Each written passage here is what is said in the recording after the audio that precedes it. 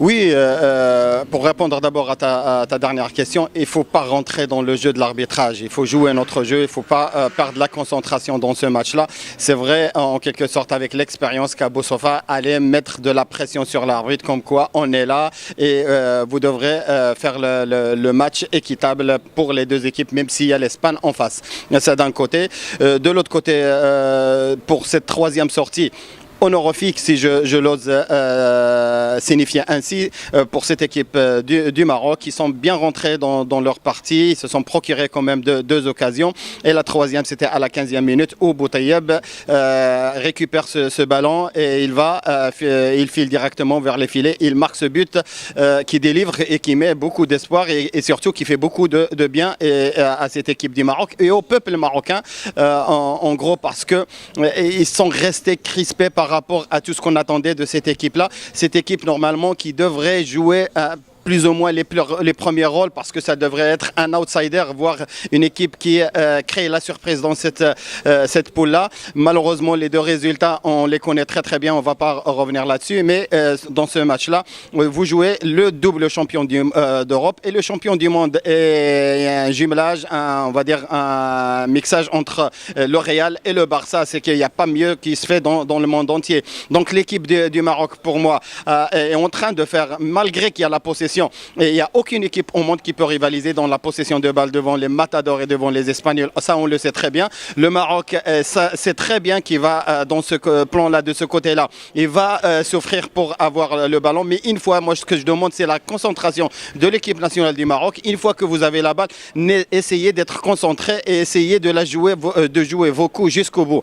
C'est pour cela que je demande aussi au milieu de terrain de ne pas se livrer parce que tu sais très bien, la moindre erreur avec cette équipe-là, et il est dedans, il est dans les filets. Donc, match correct, première mi-temps correcte de l'équipe nationale du Maroc. J'espère qu'au moins, on va aller jusqu'au bout avec cette égalisation. Pourquoi pas espérer autre chose s'il y a aussi un fait de jeu ou bien une erreur de l'autre côté. En tout cas, l'équipe du Maroc, il est en train de faire son match. Il est en train de livrer une partie correcte, honorable à son statut.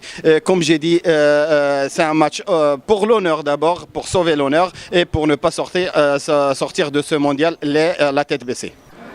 Ils ont honoré le statut de faire un match pour l'honneur. C'était réussi. Beaucoup de regrets et surtout beaucoup de fierté pour cette équipe du Maroc.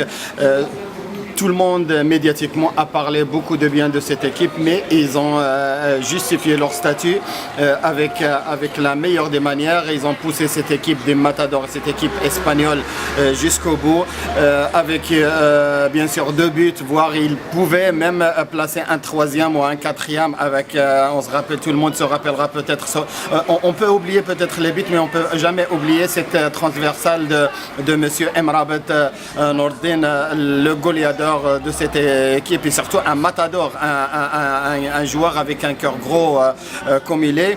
Je pense aussi que cette équipe du Maroc a mérité ça. Il n'a pas volé son match nul. C'est plutôt les Espagnols qui ont volé en quelque sorte le match nul à la dernière, aussi par le biais du VAR ou par le biais de la vidéo.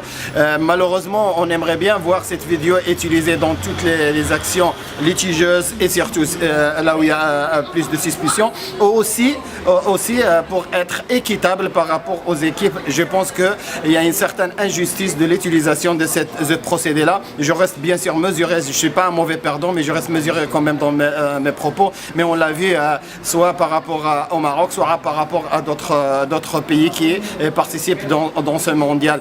C'est fini pour le Maroc, certes, mais je pense qu'ils sortent par la grande porte, malgré les 2 défaites. Je pense qu'aussi il y a une équipe, il y a un groupe solidaire, il y a un staff, il y a un entraîneur qui est là. Je pense que le travail qui a été entamé depuis pratiquement 1 an et demi, voire 2 ans, commence à donner ses fruits. La participation du Maroc, je pense que c'est un retour depuis 20 ans d'absence au mondial, mais il faut attendre peut-être le Maroc dans la prochaine échéance qui se profile dans 3 mois, c'est qui est la Coupe d'Afrique au Cameroun, pour pourquoi pas aller chercher autre chose, pourquoi pas cette 2e victoire que le Maroc attend depuis 76.